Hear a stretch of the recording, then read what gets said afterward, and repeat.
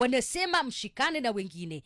Labda mtashikana na upande wote wa kisiasa, kuna opposition, kuna united opposition na wengine, manake wanasema nia kwao ni kuweza kutoa ama kutoa uongozi uliopo. Labda mtashikana? Kushikana si hoja sasa hivi, kwa sababu kushikana itakuwa muhimu wakati wa election. Yes. Yani mwaka ijayo. Lakini yale ambayo umesema ni kweli kabisa. Hiyo anaitwa Munene Kiru. Munene Kiru amesema ukweli kabisa. Muliangusha baba. Tuliangusha baba. Lakini ajue kwamba pia zile hesabu za kura wakati tulikuwa kule Bomas, yes, kulikuwa na ujanja kubwa sana.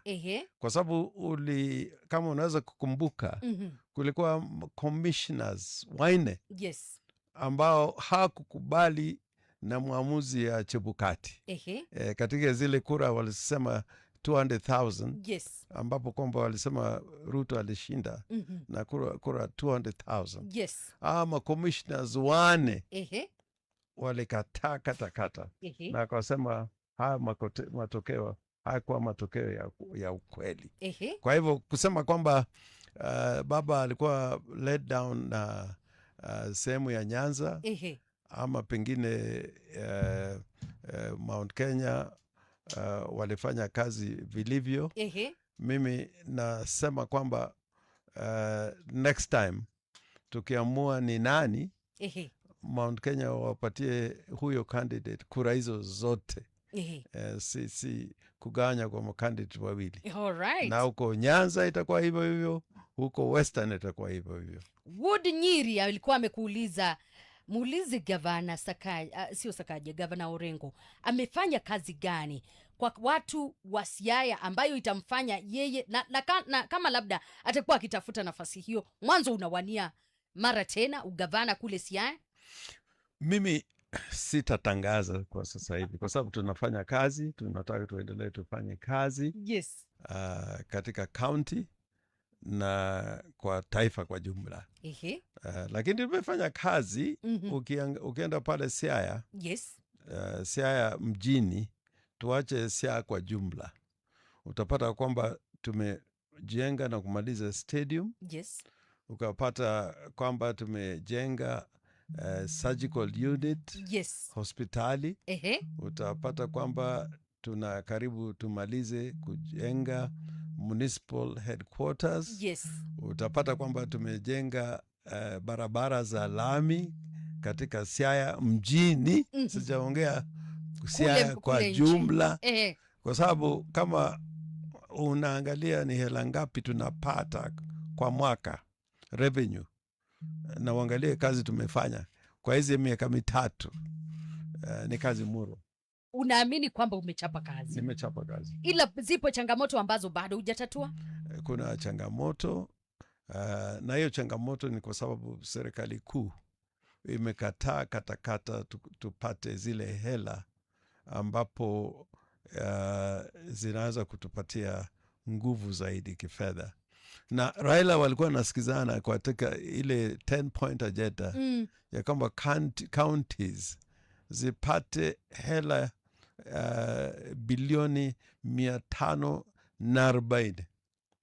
Na hata kwa sasa vile tunazungumza, Raila alikufa mwaka jana. Ukiangalia zile pesa tumepata ni chini ya 500 billion. Yes. Na hiyo inamaanisha kwamba kazi nyingi ambayo zingefanywa na county, kama za markets, kama za housing, kama za agriculture, haziwezekani. No, hela zinabaki kwa serikali kuu. Na Rais William Ruto katika kongamano la ugatuzi lililopita alisema kwamba ataachilia hizo services zikifuatana na pesa. Yeye kila mahali vile anatembea Kenya nzima, anakwenda kwa mambo ya affordable housing. Hiyo ni programs ambazo zingekuwa zinafanywa na counties. Yani anashikilia zile pesa. Yes. Na kuonyesha wananchi anafanya kazi ambayo si yake. Unaona kwamba anatembea na kusema ya kwamba masoko, anajenga masoko, serikali kuu inajenga masoko. Hayo ni hela ambapo zingepatiwa counties Na hizo masoko zingine unapata zimewekwa kwa sehemu ambayo hazifai. Na katika ukulima unapata kwamba wanaingilia kazi ambao si ya national government. Kwa hivyo ugatuzi inaweza kufanya kazi. Ugatuzi ni njia ya kuona kwamba maendeleo imesambazwa katika kila sehemu katika Kenya. Lakini unapata president sasa ndio anakimbia kila mahali. This is not the type of presidency that was contemplated under this constitution.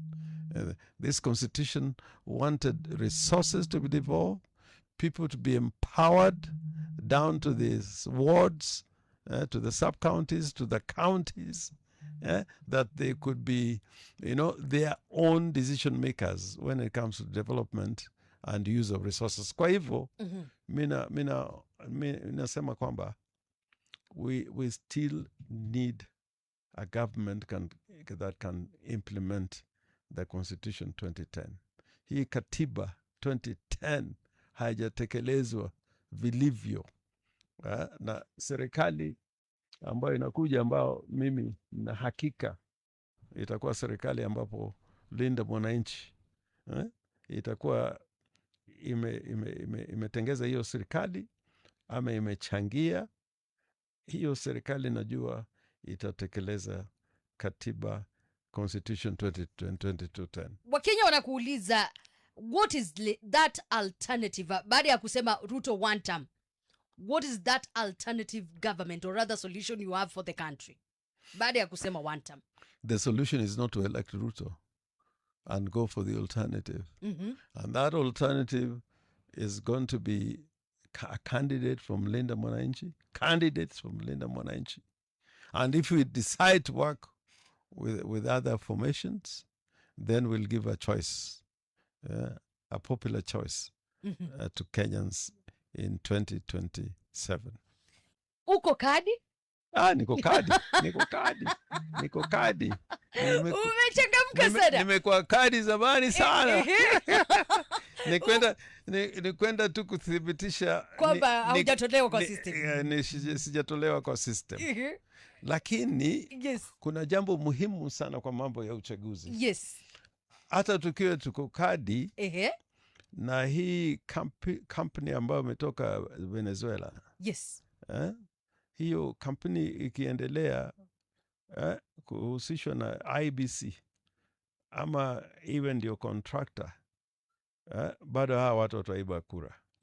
Na unajua katiba inasema kwamba kuna sheria ambayo inasema kwamba before elections, during and after elections, there must be inspection and vetting of the technology to be used during the elections. Na haijafanyika. Wakati ile walikuwa wanasema saba iko France, na tunataka tucheki hiyo saba. Wanasema hiyo saba watu Ufaransa bado wanalala. Sijui wanasema yule contractor ya Venezuela wana contract ya kuweka siri ya wale ambao wanafanya nao kazi. Kwa hivyo let us be a country like Brazil. Unajua Brazil wakipiga kura, na Brazil ni nchi ambayo ina watu karibu zaidi ya milioni 200. Siku ya uchaguzi, presidential elections, as you vote, the vote is counted.